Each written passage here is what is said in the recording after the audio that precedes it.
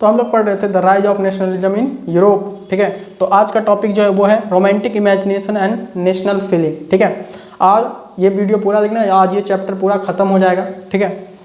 तो देखो, सबसे पहली बात इसमें ये समझना है कि नेशनलिज्म का जो डेवलपमेंट है ना, फीलिंग का जो डेवलपमेंट है, नेशनलिज्म फीलिंग का जो डेवलपमेंट है वो बस तुम वॉर से, है ना, या फिर टेरिटोरियल एक्सपेंशन से नहीं हो सकता, ठीक है। सिर्फ लड़ाई करने से या फिर टेरिटोरियल एक्सपेंड करने से, ठीक है ना, टेरिटरी एक्सपेंड करने से, है ना, नेशनलिज्म की भावना लोगों में नहीं आ सकती है। ऐसा नहीं कि एकदम ही नहीं आ सकती है, थोड़ा बहुत, है ना, लेकिन सिर्फ उसी से नहीं आ सकती, और भी चीज़ें उसमें काफ़ी इंपॉर्टेंट रोल प्ले करती हैं, ठीक है। जैसे कि आपका आर्ट हो गया, पोइट्री हो गया, स्टोरीज हो गया, म्यूजिक हो गया ना, ये सारी चीज़ें मदद करती है हमें, है ना, नेशनलिज्म फीलिंग को शेप देने के लिए। जैसे म्यूजिक है, क्या है, एक, है ना, ये एक्सप्रेशन ऑफ क्या है, फीलिंग ही है ना। म्यूजिक होता है जो, वो क्या है, जो लिरिक्स होते हैं उसमें वो क्या चीज़ें हैं, है ना। जैसे आप किसी से प्यार मोहब्बत जब करते हैं, है ना, तो क्या करते हैं, उसको एक गाना सुना देते हैं बढ़िया सा, है ना, कोई प्यार मोहब्बत वाला, ठीक है। तो उसी तरह जैसे हम लोग जब देश के प्रति प्यार है ना, जैसे देश के प्रति प्यार है तो उसके लिए भी हम लोग के लिए पास गाना है ना। जैसे मेरी देश की धरती सोना उगले उगले हीरे मोती, मेरी देश की धरती, है ना। तो ये जो गा रहे हैं हम लोग, वो क्या दिखा रहा है ना, हमारे अंदर के भावनाओं को दिखा रहा है, ठीक है। तो म्यूजिक से किस तरह से नेशनलिज्म पैदा कर सकते हैं, पैदा बेसिकली क्या ही करोगे, बेसिकली भावना है ना, फीलिंग है, ठीक है। तो उसको तुम जगा सकते हो, है ना, लोगों के अंदर, ठीक है। तो इसको डिटेल में अभी समझते हैं। तो देखो कि 18th और 19th सेंचुरी में जो है ना, 18th-19th सेंचुरी के लगभग जो है ना, यूरोप में एक कल्चरल मूवमेंट चल पड़ा था, ठीक है। वो मूवमेंट में बेसिकली क्या चल रहा था कि नेशनलिज्म के फीलिंग को स्प्रेड किया जा रहा था, आर्ट को यूज करके, पोइट्री को यूज करके, म्यूजिक को यूज करके और स्टोरीज को यूज करके जो है ना, वहाँ पे बेसिकली नेशनलिज्म वाली फीलिंग को स्प्रेड की जा रही थी, ठीक है। और ये जो प्रोसेस हो रहा था, ठीक है, यहाँ पे रोमांटिसिज्म टॉपिक है। रोमांटिसिज्म यहाँ पे कहने का मतलब है कि देश के प्रति रोमांस करने का मतलब, यहाँ पे देश के प्रति प्यार का बात हो रहा है ना, वो प्यार मोहब्बत लैला मजनू वाला बात नहीं हो रहा है, ठीक है। तो अब जो लोग इसमें कंट्रीब्यूट करते थे, है ना, जैसे कि पोएट्री कौन लिख रहा होगा, पोएट लिख रहा होगा, आर्ट कौन बना रहा होगा, आर्टिस्ट बना रहा होगा, है ना, म्यूजिक कौन लिख रहा होगा, सिंगर, मतलब ये सारे लोगों को जो है ना, जो भी इस चीज़ में कंट्रीब्यूट करते थे, ठीक है, उसको हम लोग किस नाम से जानते थे, रोमांटिक आर्टिस्ट के नाम से जानते थे। किस नाम से जानते थे, रोमांटिक आर्टिस्ट के नाम से, ठीक है। अब जो रोमांटिक आर्टिस्ट और जो पोएट थे ना, ये क्रिटिसाइज किए, है ना, क्रिटिसाइज किसको की, glorification of reason and science. उस समय जो है ना, खास करके 15th सेंचुरी के बाद, है ना, 14th-15th सेंचुरी के बाद जो है ना, बहुत ज़्यादा यूरोप में जो है ना, लोग कह सकते एक तरह से रेशनलाइज हो गए थे, है ना। रेशनलाइज यहाँ पे कहने का मतलब होता है कि लोग लॉजिकल ज़्यादा सोचने लगे थे, हर चीज़ में साइंस ढूंढने लग गए थे, हर चीज़ का सवाल करने लग गए थे, ठीक है।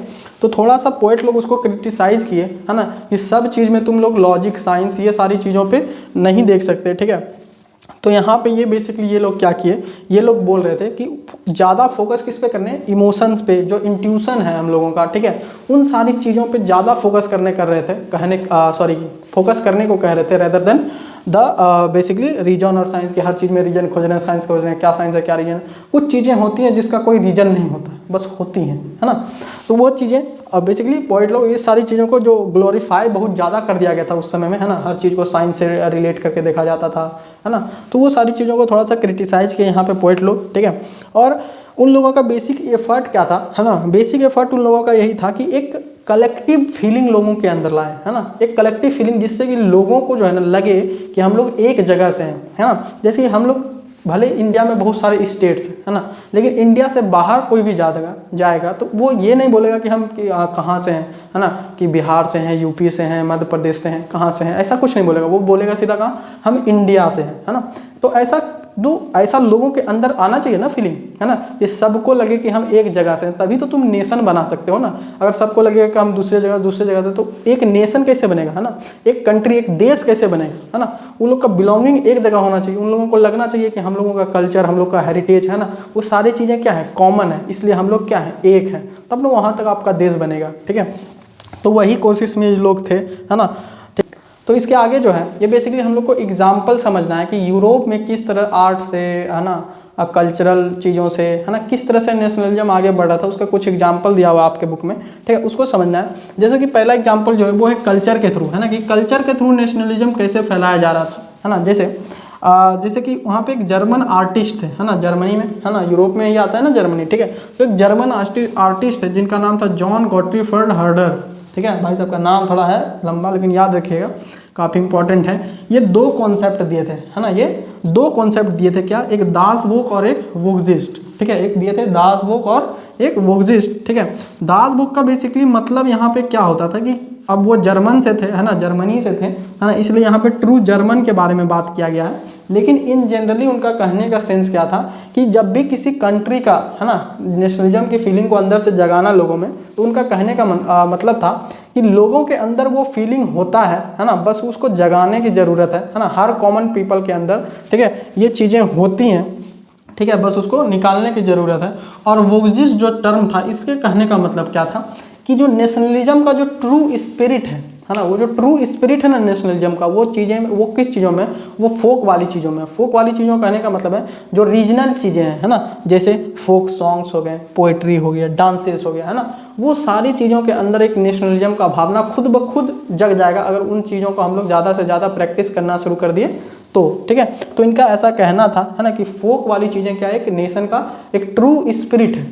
समझ आ रहे हैं ना बातों को कि ये सारी चीज़ों करोगे, ठीक है, तो खुद ब खुद आप लोगों को अपना कल्चर का पास्ट ये समझ आने लगेगा कि हम लोग एक जगह से आते हैं, ठीक है। और क्या कि अब अगर लैंग्वेज के थ्रू बात करें हम लोग है ना, एक लैंग्वेज के थ्रू भी एग्जाम्पल दिया हुआ है ना, बेसिकली वहाँ पे एक वर्ड मिल जाएगा आपको है ना, वर्नाकुलर, उसका मतलब होता है लोकल है ना, वर्नाकुलर मतलब लोकल, अब वर्नाकुलर लैंग्वेज का मतलब लोकल लैंग्वेज, ठीक है। तो अगर लैंग्वेज के थ्रू बात करें ना, तो वहाँ पे एग्जांपल है आपका पॉलिश रेसिस्टेंस है ना। पॉलिश रेसिस्टेंस क्या है, बेसिकली पॉलिश यहाँ पे कहा जा रहा है पोलैंड के लोगों को, ठीक है।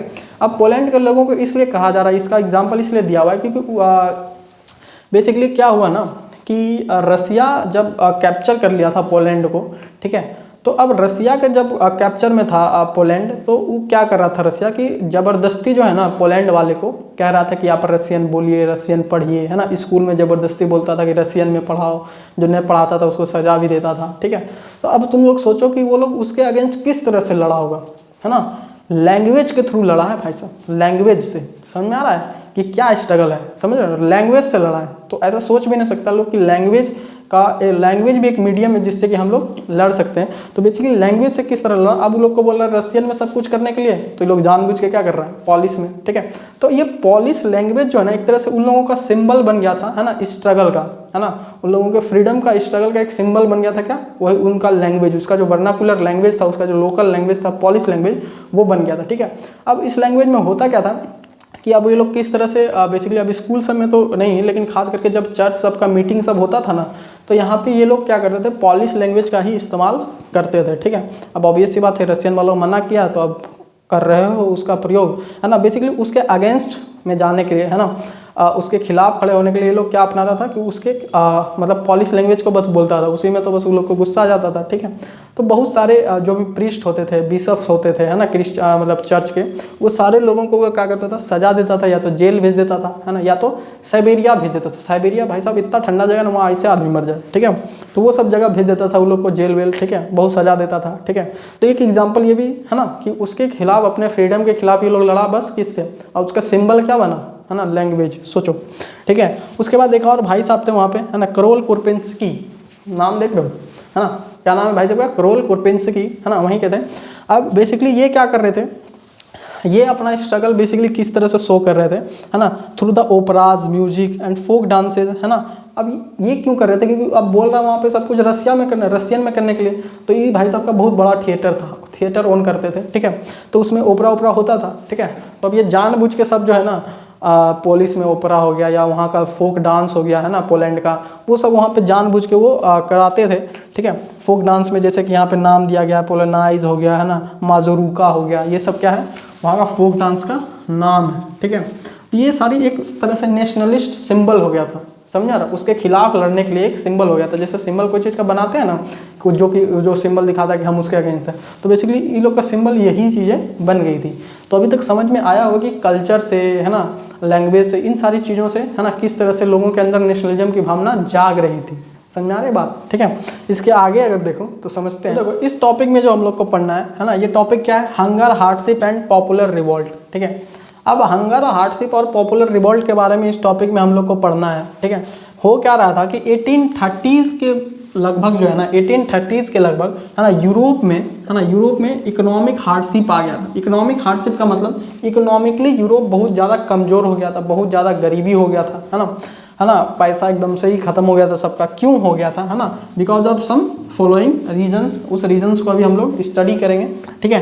पहला चीज़ ये कि इनॉर्मस इंक्रीज इन पॉपुलेशन। भाई साहब अचानक से यूरोप का पॉपुलेशन जो है ना बहुत ज़्यादा बढ़ गया था, है ना, अचानक से यूरोप का पॉपुलेशन काफ़ी बढ़ गया था, ठीक है। There were more seeker of क्या, जॉब्स, है ना, मतलब जितना जॉब नहीं था उससे ज़्यादा जॉब लेने वाला था। बेसिकली अनएम्प्लॉयमेंट बहुत ज़्यादा था, सिंपल बातों में समझाया जाए तो, ठीक है। और क्या कि स्मॉल प्रोड्यूसर लोग जो थे ना, है ना, स्मॉल प्रोड्यूसर लोग जो थे, मतलब जो छोटे छोटे प्रोड्यूसर थे, उसका हालत ख़राब था। क्यों? क्योंकि जो कम प्रोडक्शन करता है ना, ठीक है, जो कम प्रोडक्शन कर रहा है, ठीक है, तो उसका थोड़ा सा दाम हाई होता है। अब मशीनरी वाला चीज़ से जब प्रोडक्शन होता है, जैसे इंग्लैंड तब तक इंडस्ट्रियलाइज हो गया था, है ना, इंडस्ट्रियलाइज हो जाने से उसका क्या हो रहा था कि वो लोग मैन्युफैक्चर करके, है ना, सामान भेजता था पूरे यूरोप में, है ना, जिससे कि मशीन का बना हुआ था, तो बहुत ज़्यादा मात्रा में उसको लार्ज प्रोडक्शन किया जाता था, तो उसका प्राइस जो होता था वो कम होता था, बेसिकली वो चीपर होता था, है ना, एज कम्पेयर टू द, है ना, स्मॉल प्रोड्यूसर बेसिकली गुड्स, ठीक है, वो क्या होता था, चीपर होता था थोड़ा। तो अब ऑब्वियस सी बात है, मार्केट में जो चीज़ सस्ता रहेगा वो ज़्यादा बिकता है, ठीक है, और अच्छा क्वालिटी का भी मशीन का आता था तो बिकता था। तो इन लोग का थोड़ा हालत हो गया था ख़राब, और साथ में इतना ज़्यादा अनएम्प्लॉयमेंट हो गया था कि जो रूरल एरिया में रहने वाले लोग थे वो एकदम से आगे काम की तलाश में कहाँ, शहर आ गए। अब शहर में रहने को जगह नहीं, उस चक्कर में बहुत सारा स्लम बन गया, है ना, स्लम समझते हैं ना, झोपड़पट्टी, है ना, झोपड़पट्टी बन गया, बेसिकली झोपड़ी ओपड़ी बहुत डाल गया। आपका रहने का जगह ना भाई, बिल्डिंग में तो महंगा मिल रहा है, वहाँ कहाँ रह सकेगा लोग, है ना, तो स्लम एरिया बहुत ज़्यादा बढ़ गया, ठीक है।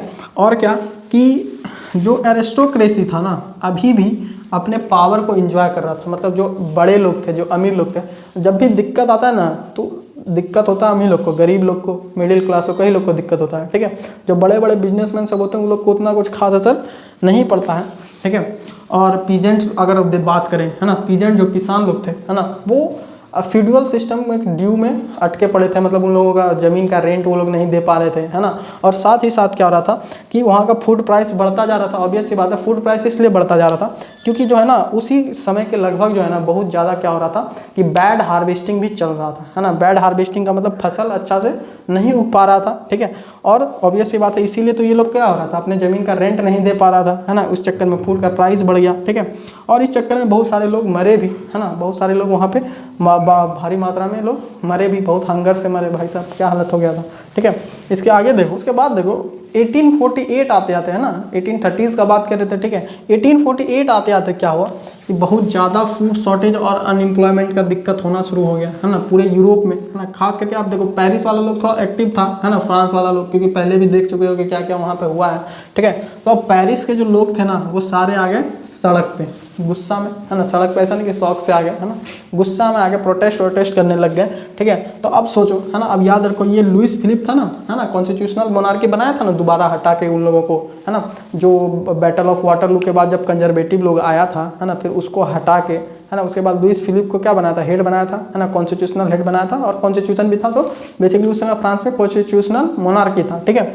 अब ये भाई साहब जब लोग आगे रोड पे, ठीक है, तो ये भाई साहब डर गया कि इस बार तो हमको पिटा देंगे, मतलब इस बार हम पिटा जाएंगे, ठीक है। तो ये भाई साहब निकल लिए, है ना, ये भाई साहब भाग गए, है ना, ये भाग गए। और जो नेशनल असेंबली था, है ना, नेशनल असेंबली भी तो था ना वहाँ पे, क्योंकि कॉन्स्टिट्यूशनल मोनार्की था वहाँ पे, ठीक है। तो नेशनल असेंबली जो था वो फ्रांस को एक रिपब्लिक कंट्री घोषित कर दिया कि भाई साहब अब ये पूरी तरह से क्या है, रिपब्लिक है, डेमोक्रेटिक, है ना, कंट्री हो गया, ठीक है। और उसके बाद फ्रांस जो है सभी जो भी एडल्ट थे 21 ईयर के ऊपर के, है ना, अबव के, सबको ये सफरेज का यानी कि राइट टू वोट, सफरेज का मतलब क्या होता है, इसका मतलब होता है राइट टू क्या, वोट, है ना, राइट टू वोट दे दिए सभी को, ठीक है। और उसके बाद और क्या कि guaranteed the right to work by organising national workshop, है ना, क्योंकि अनएम्प्लॉयमेंट बहुत ज़्यादा था वहाँ पे, तो ये गारंटी भी किए लोगों को, है ना, कि सबको राइट टू वर्क मिलेगा। राइट टू वर्क करने का मतलब सबको काम मिलेगा, है ना। अब काम कैसे मिलेगा, तो बोले कि ऑर्गेनाइजिंग नेशनल वर्कशॉप, है ना।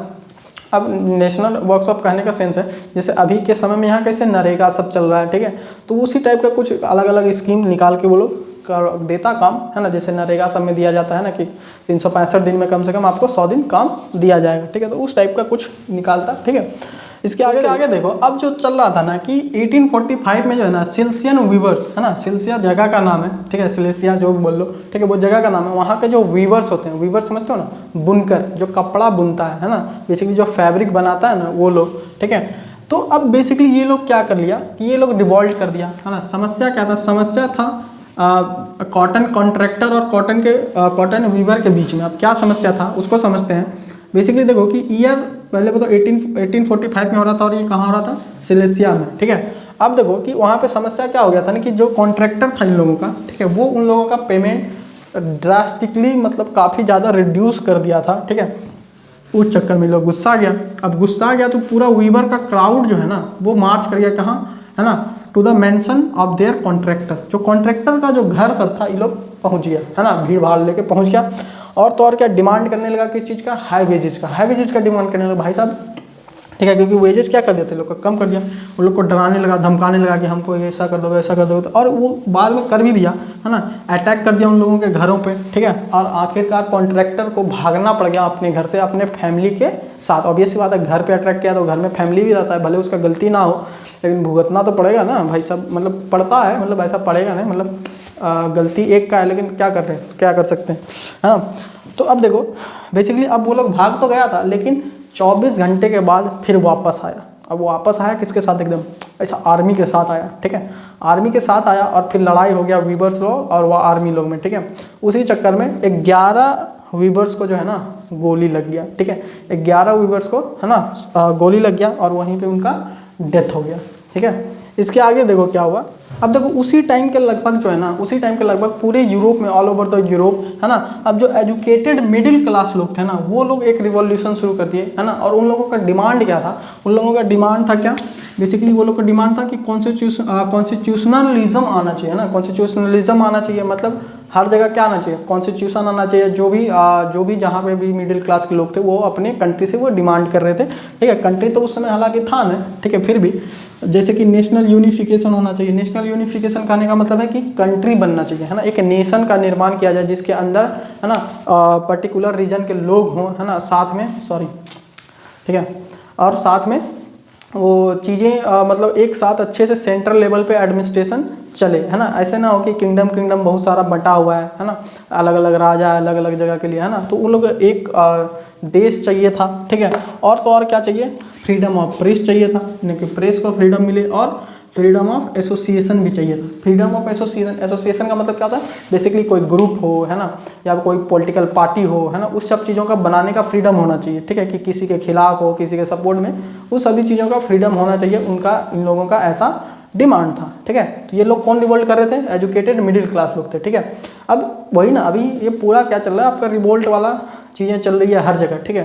तो अब इस चक्कर में जर्मनी में भी जो है ना रिवोल्ट शुरू हो गया था। क्या चल रहा था वहाँ उसको समझो कि जर्मनी में जो रिवोल्ट चल रहा था ना उसमें हुआ क्या कि बहुत ज़्यादा नंबर में जो है ना मिडिल क्लास वाले जितने लोग थे, है ना, वो सारे आगे कहाँ? फ्रैंकफर्ट शहर में, मतलब फ्रैंकफर्ट जगह का नाम है, ठीक है, उसके सड़कों पे आ गए, है ना। जर्मनी में है ये जगह फ्रैंकफर्ट, है ना, फ्रैंकफर्ट, ठीक है। तो अब यहाँ पे सारे लोग आके एक डिसीजन लिए, है ना, वोट किए सब मिलके, किसके लिए? है ना, एक जर्मन, है ना, नेशनल असेंबली के लिए। जिस तरह से फ्रांस में एक नेशनल असेंबली कैसे था, तो उसी तरह का नेशनल असेंबली ये लोग जर्मनी में भी चाहते थे, ठीक है। तो बोले कि बाद में बहुत सारा जिद करने के बाद तो तय हो गया कि ठीक है यहाँ पे नेशनल असेंबली बनेगा, ठीक है। और 18 मई 1848 को जो है ना 831 इलेक्टेड रिप्रेजेंटेटिव, है ना, मतलब 831 रिप्रेजेंटेटिव वहाँ पे चुना गया, है ना, लोगों के द्वारा, ठीक है। और वो लोग सारा चल दिए कहाँ, है ना। अब वहाँ पे अचानक से बोल दोगे तो वहाँ से भाई साहब तुरंत पार्लियामेंट तो नहीं ना बन के तैयार हो जाएगा, ठीक है ना। तो वो लोग जो है ना चल दिया कहाँ? फ्रैंकफर्ट पार्लियामेंट में। अब फ्रैंकफर्ट पार्लियामेंट कहाँ से बनकर तैयार हो गया भाई साहब? बन के तैयार नहीं हुआ था, वहाँ पे एक चर्च था, ठीक है। उस चर्च का नाम था चर्च ऑफ सेंट पॉल, ठीक है। तो उसी चर्च ऑफ सेंट पॉल, जो कि अभी तुम लोग को फिगर दिख रहा होगा, है ना, पिक्चर दिख रहा होगा उसका, ठीक है, यही क्या है? Church of saint Paul. यहीं पे जो है ना ये लोग नेशनल असेंबली लगाया था, ठीक है। और जो नेशनल असेंबली था ये लोग मिडिल क्लास वाले लोग यही लोग मिलकर बनाए थे नेशनल असेंबली, तो यही लोग होंगे, ठीक है। तो ये लोग मिलकर एक कॉन्स्टिट्यूशन ड्राफ्ट कर दिए, कॉन्स्टिट्यूशन बना दिए। लेकिन समस्या क्या था कि गरीब लोग जो है ना जो गरीब जो निचले हिस्से के लोग थे, ठीक है, वो लोग इन लोगों को सपोर्ट नहीं कर रहे थे। क्यों नहीं कर रहे थे? क्योंकि ये लोग मिडिल क्लास के थे, तो ये लोग गरीबों का समस्या को जो है ना अपने बेसिकली कह सकते हो मैनिफेस्टो में नहीं लाए थे, ठीक है, कि उसका क्या समाधान होगा नहीं होगा, तो वो लोग को सपोर्ट भी नहीं कर रहे थे, ठीक है। वो लोग बेसिकली नेशनल असेंबली वाला लोग उसको इग्नोर कर दिया, तो वो लोग भी उसको इग्नोर कर दिया, ठीक है। अब इसके बाद देखो क्या हुआ था ना, ये लोग क्राउन भी ऑफर किया था, है ना। अब वो सारी चीज़ों को अभी समझते हैं। तो देखो उसके बाद बेसिकली जो है ना फेडरिक विलियम फोर को, ठीक है, फेडरिक विलियम फोर को जो है ना मोनार्क क्राउन दिया जा रहा था। बेसिकली कॉन्स्टिट्यूशनल मोनार्की लोग बनाना चाह रहा था, ठीक है, और ये राजा था, है ना, तो इसको दिया जा रहा था, लेकिन ये लेने से मना कर दिया, बोला भाई साहब हम ना ले रहे हैं इसको, ठीक है, क्योंकि वो फ्रांस में पहले देख चुका था कि क्या हाल हुआ था राजा लोग का, है ना, कि कॉन्स्टिट्यूशनल मोनार्की के बाद सारा क्या होता है, पावर लिमिट कर दिया जाता है ना राजा का, मेन तो चलाता है उसको कौन, नेशनल असेंबली, ठीक है। तो ये बोला भाई साहब ये सब झोल में है तो हम पढ़ने से रहे, ठीक है, और ये रिजेक्ट किया तो किया कि भाई साहब साथ में देखो और क्या कर दिया, ये जो है ना अदर मोनार्क और एरिस्टोक्रेट को ज्वाइन कर लिया, है ना। जो अदर मोनार्क थे ना कि नेशनल असेंबली सब जैसे आसपास का कंट्री लोग को डर होता है ना कि भाई साहब कि भाई वहाँ हो रहा है तो मेरे यहाँ भी हो सकता है, ठीक है, तो वो लोग जो है ना अब उसके खिलाफ भी थे कि इसको हटा दें किसी तरह, है ना, तो उन्हीं लोग के साथ ये भी जाके मिल गया, ठीक है भाई हम भी तुम्हारे साथ हैं, ठीक है।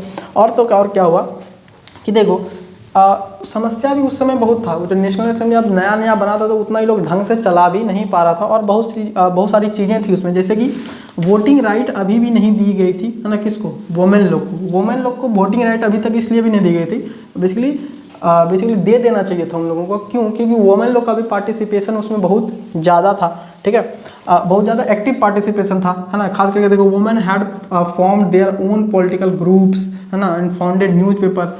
वहाँ पे इतना ज़्यादा एक्टिव थी वोमेन लोग कि अपना एक पॉलिटिकल ग्रुप बना ली थी, है ना, अपना एक न्यूज़पेपर बना ली थी जिसमें कि उन लोगों की बातों को सुना जाए, ठीक है।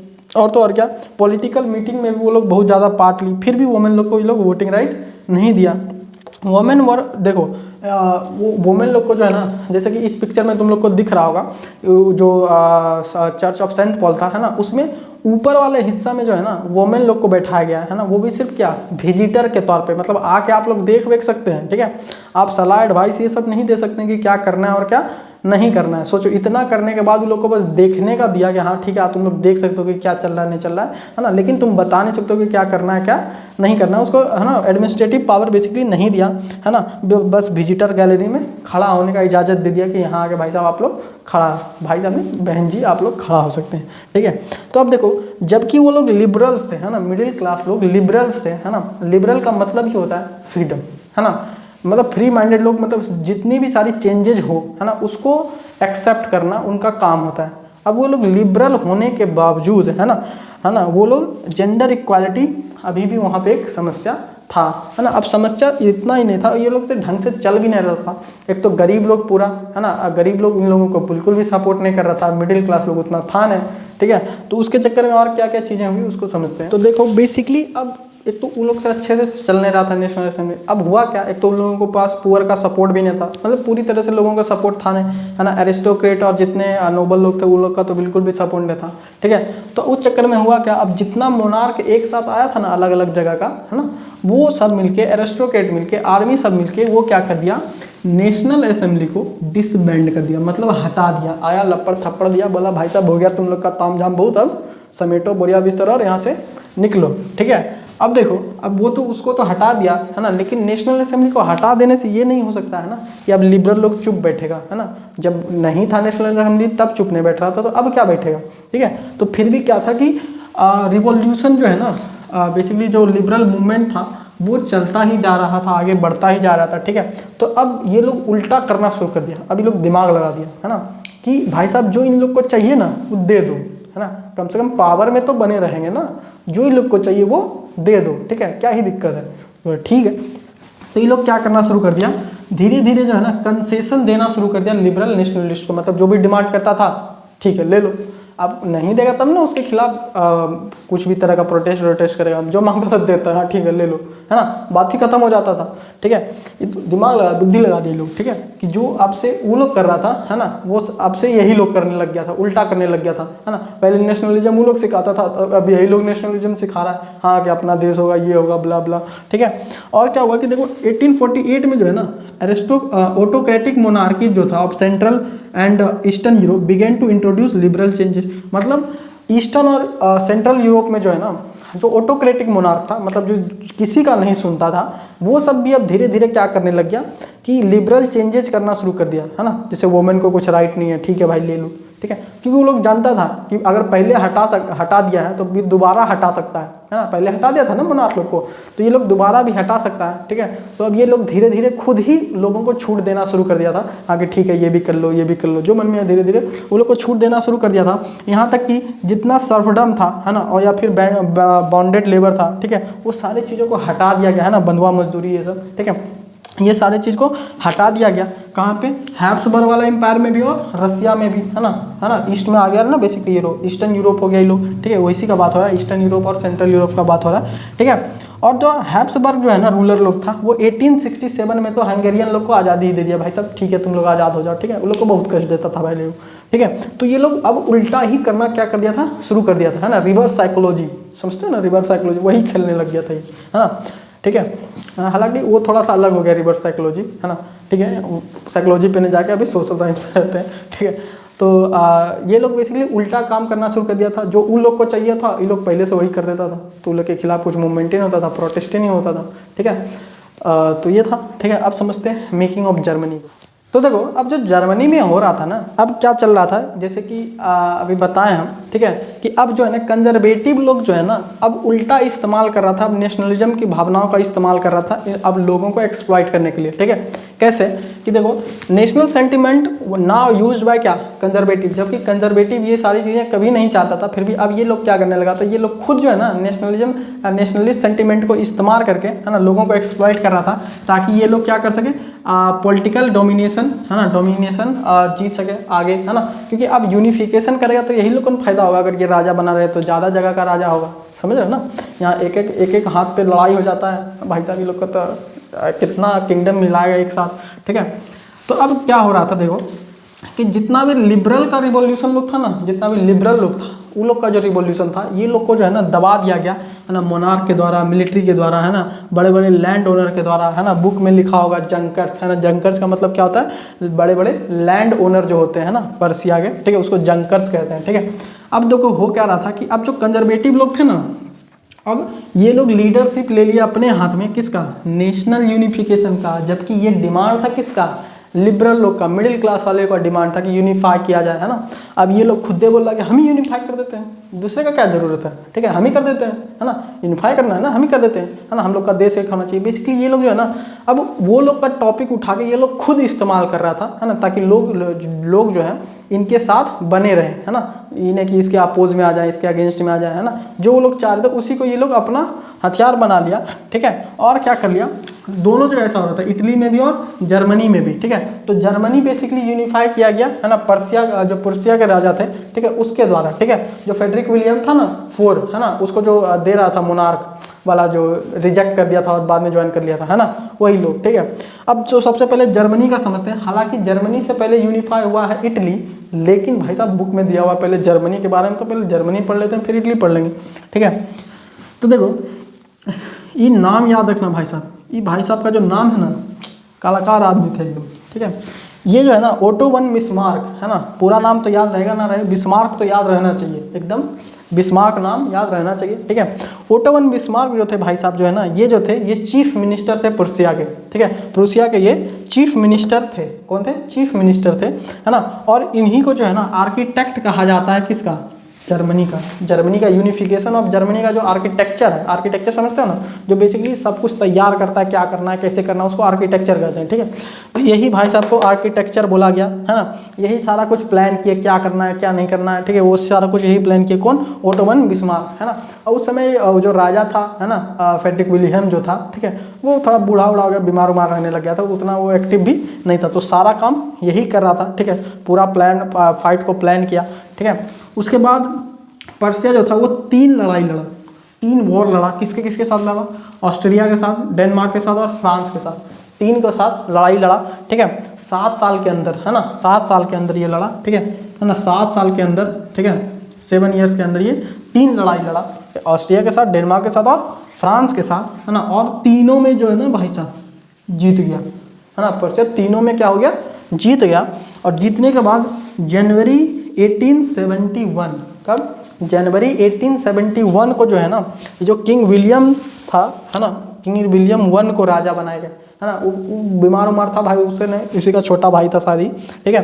तो किंग विलियम, है ना, किंग विलियम वन को, ठीक है, राजा बनाया गया, है ना, पर्शियन, है ना, पर्शियन भाई साहब थे, ठीक है। तो जर्मन, पूरा जर्मन एम्पायर का, है ना, जर्मन एम्पायर बनाया गया। बेसिकली एम्पायर था तो एम्पायर होता है, ठीक है। तो जर्मन एम्पायर बनाया गया, मतलब जर्मनी का जो राजा बना वो कौन वाला था? पर्शिया वाला। मतलब पर्शिया वाला क्या किया, पूरा जर्मनी को एक साथ कर लिया, ठीक है।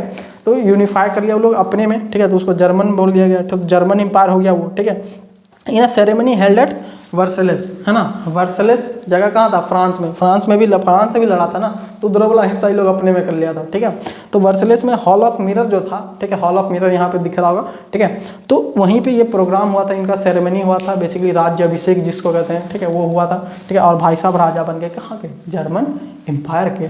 समझा रहे बात है? तो इसी तरह जर्मनी बना था, है ना। जर्मनी जो कंट्री बना कुछ इस तरह से वो बना था, अलग अलग किंगडमों में बटा हुआ था, अलग अलग चीज़ जगह जगह। तो ये लोग एक जगह यूनिफाई कर लिया और एक कंट्री बना दिया पूरी तरह से। क्या? एक नेशन बन गया, क्या? जर्मनी। बात समझ में आया कि नहीं आया? अब इसके बाद हम लोग को पढ़ना है यूनिफिकेशन ऑफ इटली, है ना, कि इटली को कैसे बनाया गया। तो देखो, अब जर्मनी यूनिफाई तो हो गया था, राजा भी बन गया था वहाँ, है ना, लेकिन वो ठीक ठाक अच्छे तरीके से चला भी रहा था, है ना, पूरे जर्मनी को, है ना। अलग अलग चीज़ें लाया, जैसे कि पूरा करेंसी मॉडर्नाइज कर दिया, बैंकिंग सिस्टम लाया, लीगल और जुडिशियल सिस्टम अलग कर दिया, है ना। तो सब काम पहले कौन करता था? राजा करता था, है ना। ये सारी चीज़ों को अलग कर दिया, ठीक है। और ये सारी चीज़ें जो कर रहा था ना, लोग एकदम खुश थे कि वाह वाह वाह क्या बढ़िया काम कर रहा भाई साहब, ठीक है। और साथ में आसपास वाले देश भी जो है ना, इससे काफ़ी ज़्यादा इंस्पायर होते थे, इस मॉडल से। जो मॉडल ये लोग अपना रहा था डेवलपमेंट का, उससे और भी आसपास के देश वाले भी लग रहा था कि उनको भी लग रहा था कि हाँ ऐसा करना चाहिए, ठीक है।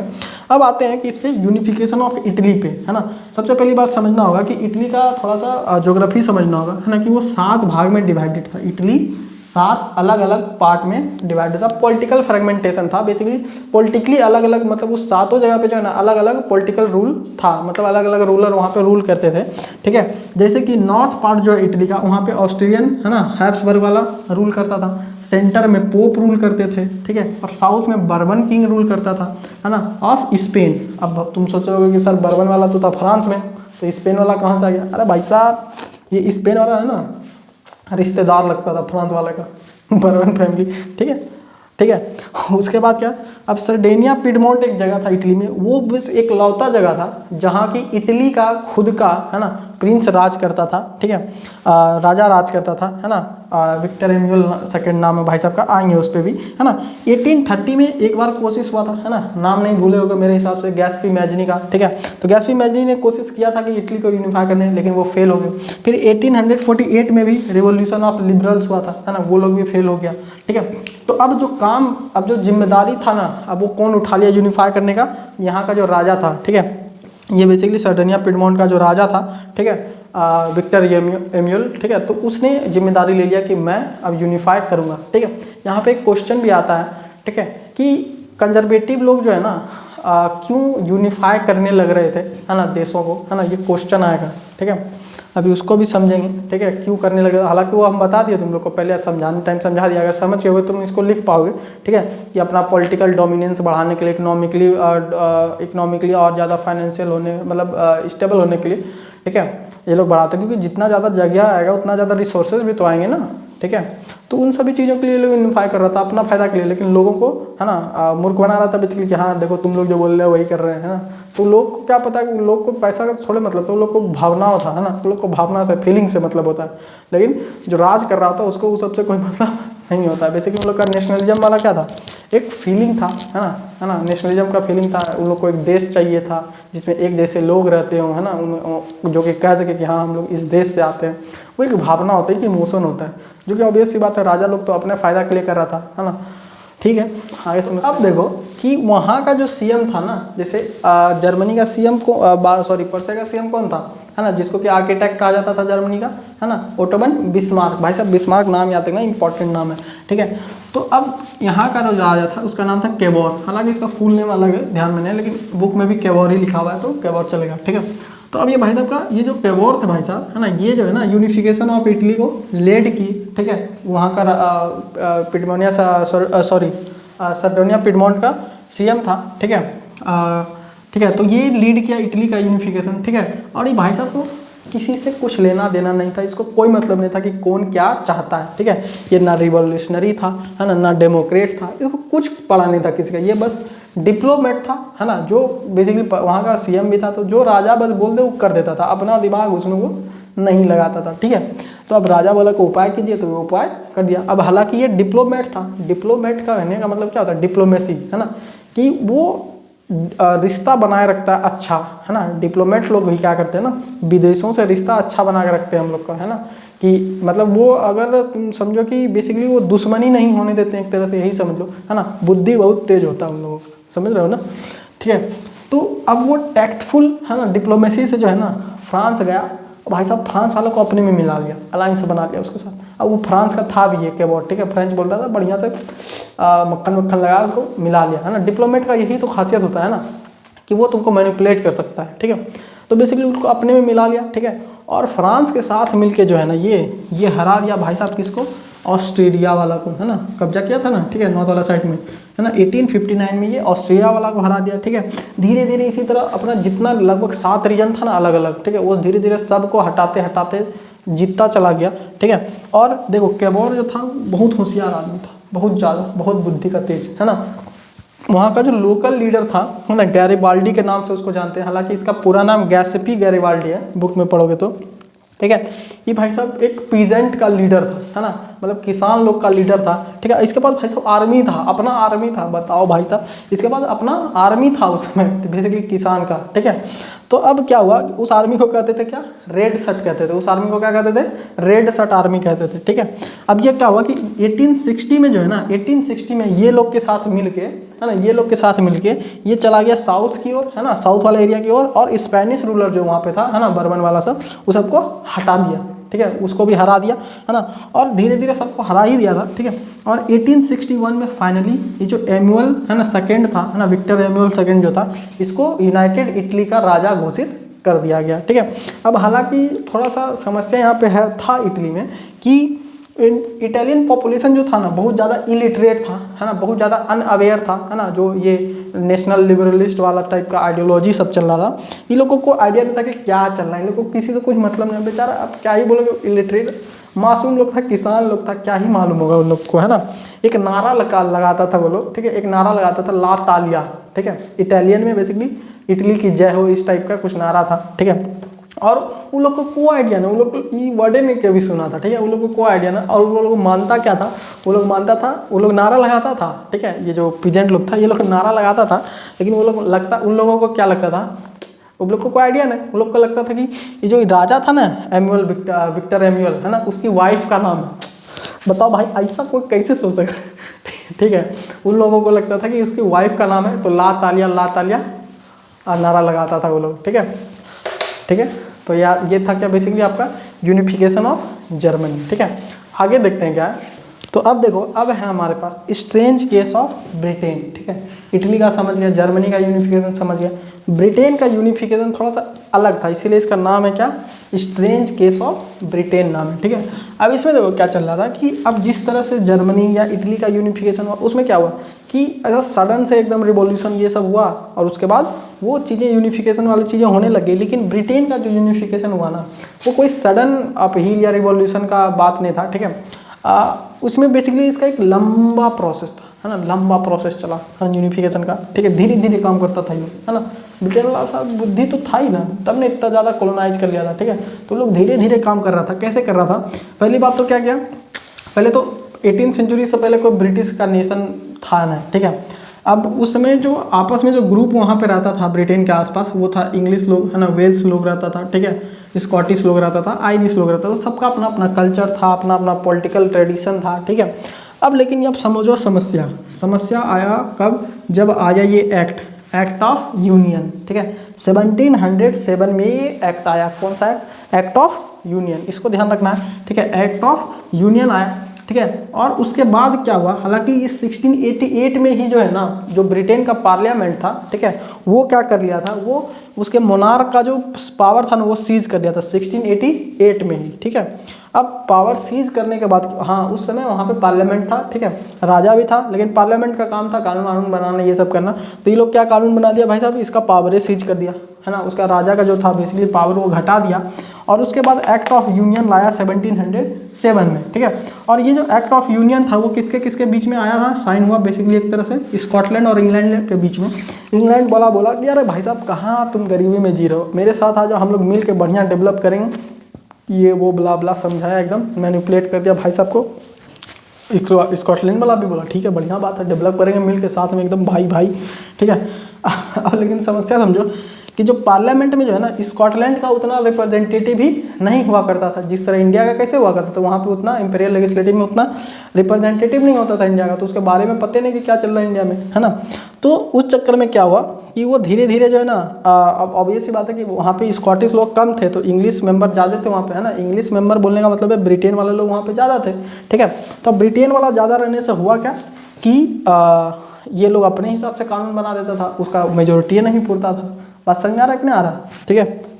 तो ये चक्कर था, ठीक है। अब इसके आगे देखो उसके बाद क्या हुआ कि धीरे धीरे जो है ना, स्कॉटलैंड का जो कल्चर था, है ना, पॉलिटिकल इंस्टीट्यूशन था, वो सारी चीज़ों को सिस्टमेटिकली जो है ना, ये लोग क्या करता चला गया, सप्रेस करता चला गया। सिस्टमेटिकली इसलिए कहा जा रहा है क्योंकि वो लोग सारा कुछ पार्लियामेंट से करता था, क्योंकि इन लोग के बीच में ट्रीटी हुआ था कि साथ में काम करेंगे, तो वो दोनों मिल गया था, है ना। तो पार्लियामेंट वाला में अब वहाँ ब्रिटिश ज़्यादा था, तो वो लोग जो हिसाब से चाहता था वो हिसाब से करता था। इन लोग का धीरे धीरे सब कुछ क्या कर दिया, बंद करवा दिया, ख़त्म कर दिया, ठीक है। और जो कैथलिक इन स्कॉटिश हाईलैंड, है ना, स्कॉटिश हाईलैंड जगह का नाम है वहाँ पे स्कॉटलैंड में, ठीक है। वो लोग जब भी रिवॉल्ट करने का कोशिश किया, इंडिपेंडेंस लेने का कोशिश किया, तब उस लोग को काफ़ी ज़्यादा रिप्रेशन का सामना करना पड़ा, सफ़र करना पड़ा, ठीक है। और क्या कि वहाँ पे जो देखो स्कॉटलैंड का जो अपना लैंग्वेज है ना, नेशनल लैंग्वेज गैलिक लैंग्वेज जिसको कहते हैं, ठीक है, वो नहीं बोलने दिया जाता था उन लोगों का। उन लोगों का जो नेशनल ड्रेस था वो तक नहीं पहनने दिया जाता था उन लोगों को, ठीक है। और क्या, large numbers were forcibly driven. अब ब्रिटेन वाला को जहाँ मन करता था, जो मन करता था बनाने का, है ना, जिसका घर नहीं है वो सबको कोई मतलब नहीं था, ठीक है, हटा देता था, भेज देता था, भगा देता था, ठीक है। और तो और क्या, आयरलैंड का अगर बात करें, ठीक है, तो आयरलैंड में ये लोग जो है ना डिवाइड एंड रूल वाला खेल खेल दिया, ठीक है। ये लोग डिवाइड एंड रूल वाला खेल खेल दिया, ठीक है, क्योंकि वहाँ पे जो है ना कैथलिक और प्रोटेस्टेंट, है ना, दो कम्युनिटी के लोग रहते थे। क्रिश्चियन का दो पार्ट है, कैथलिक और प्रोटेस्टेंट, ठीक है। और अब देखो कैथलिक वहाँ पे था मेजोरिटी में, प्रोटेस्टेंट था वहाँ पे माइनॉरिटी में। अब समस्या समझो कि ब्रिटिश वाला आया, प्रोटेस्टेंट लोग वालों को क्या कर दिया, भड़का दिया कि भाई साहब तुम लोग कम हो, ये लोग मार के पीट के भगा देगा, ये कर देगा, वो कर देगा, ये लोग को भड़का दिया, ठीक है। ये लोग भी भड़क गया, ये लोग को मदद किया, ये लोग आपस में दंगा फसाद पूरा करवा दिया, जैसे यहाँ करके गया इंडिया में, ये लोग का पूरा दंगा फसाद करवा दिया, ठीक है। और तो और क्या किया है ना कि अब कैथलिक वाले में जो है ना एक इंसान था, है ना, वोल्फ टोन, है ना, WO है, ठीक है, LFE। देखो अगर यहाँ पे ये सब नोट्स अच्छा से समझ नहीं आता है ना, ठीक है, तो डिस्क्रिप्शन में, है ना, हैंड रिटन नोट्स मिल जाएंगे, है ना। आई होप कि वो हैंड रिटन नोट्स समझ में आए, है ना। राइटिंग क्योंकि थोड़ा सा ऐसा मैं लिख देता हूँ, तो आई होप कि वो समझ में आए। तो अगर नोट्स चाहिए, ठीक है, PDF आपको मिल जाएगा, है ना, डिस्क्रिप्शन में, है ना, लिंक मिल जाएगा, उस पर आप क्लिक करके नोट्स निकाल सकते हैं, ठीक है। तो बेसिकली ये सबका अच्छा सा नोट्स मिलेगा, जैसे ये सब है ना लिखा हुआ, हम जनरली लिखते हैं, तो सबका अच्छा सा नोट्स आपको उसमें मिल जाएगा, है ना। डिस्क्रिप्शन में लिंक होगा, क्लिक करके डाउनलोड कर लीजिएगा, ठीक है। और देखो कि वोल्फ टोन जो थे भाई साहब, ये रिवॉल्ट किए, ठीक है ना। लेकिन ऑब्वियस सी बात है कि इनके द्वारा रिवॉल्ट लेड किया गया, लीडर थे भाई साहब, है ना, लेकिन फेल हो गया, 1778 का बात है, ठीक है। और उसके बाद क्या, आयरलैंड को ज़बरदस्ती UK का पार्ट बना दिया गया, इसीलिए यूनाइटेड किंगडम बोलते हैं ना, यूनाइटेड मतलब वो लोग जोड़ा है, स्कॉटलैंड आयरलैंड ये सबको ज़बरदस्ती जोड़ा है अपने में, ठीक है, अपने से मिला भी नहीं है। जैसे यूनाइटेड स्टेट ऑफ अमेरिका, वो लोग खुद से आके मिला है, ठीक है। ये लोग अपने में बोल दिया क्या, यूनाइटेड किंगडम, मतलब भाई साहब कहाँ का यूनाइटेड किंगडम, तो ज़बरदस्ती तो जोड़ दिए ऊपर से, ठीक है। तो और देखो अब ब्रिटिश का, है ना, ब्रिटेन का, है ना, झंडा का नाम क्या होता है, यूनियन जैक। जैसे हम लोग अपने फ्लैग को क्या कहते हैं, है ना, तिरंगा कहते हैं, है ना। तो इन लोग का झंडा का नाम, फ्लैग का नाम यूनियन जैक था। तो ज़बरदस्ती स्कॉटलैंड वाला का, आयरलैंड वाला का, उन लोग को भी यूनियन जैक बोला गया, तुम्हारा भी झंडा क्या यूनियन जैक। उन लोग का नेशनल एंथम था क्या, God save our noble king, ठीक है, God save our noble king, ठीक है। तो अब ये उसका भी नेशनल एंथम बनवा दिया, ठीक है। उसके बाद इंग्लिश लैंग्वेज जबरदस्ती उन लोग से बुलवाता था, डोमिनेंस हो गया इंग्लिश लैंग्वेज का, ठीक है। जैसे कि बताएं गैलिक लैंग्वेज से उन लोगों को बोलने नहीं दिया जाता था। थोड़ा सा स्ट्रेंज है ब्रिटेन भाई साहब, अलग से इन लोग का अलग दिमाग चलता है शुरू से, ठीक है। तो ये था आपका स्ट्रेंज केस ऑफ ब्रिटेन, ठीक है। अब इसके आगे समझते हैं क्या। हाँ, मैंने कहा था कि इस वीडियो में पूरा चैप्टर खत्म हो जाएगा, मैं खत्म भी कर सकता हूँ लेकिन वीडियो बहुत ज़्यादा लंबा हो जाएगा, ठीक है। तो एक छोटा सा बट टॉपिक बच गया, मतलब एक यूनिट का टॉपिक बच गया, विजुअलाइजिंग ऑफ नेशन, ठीक है। उसको अगले वीडियो में मैं, है ना, कल तो बिल्कुल पक्का एकदम उसको अपलोड कर दूंगा, ठीक है। तब तक के लिए धन्यवाद। अगर अच्छा लगा हो लाइक सब्सक्राइब शेयर करो, ठीक है। और आप जल्दी जल्दी वीडियो लाने का मैं कोशिश करूँगा, है ना, कि एग्ज़ाम तक में सारा आप लोग का रिवीजन हो जाए, ठीक है, क्योंकि एग्ज़ाम ज़्यादा नज़दीक आ रहा है, ठीक है। मिलते हैं अगले वीडियो में।